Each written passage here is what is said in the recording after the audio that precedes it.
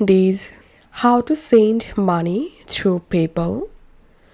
To send money to someone using PayPal, open PayPal and log into your account. Click on Pay and Get Paid and click on Send Payments. And here you have to type the PayPal account name, username or email or mobile number, whom you want to make a payment or whom you want to send money.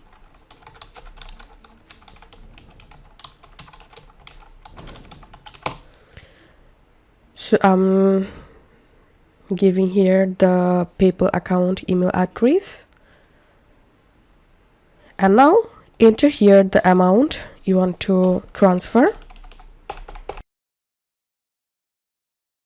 You can change the currency.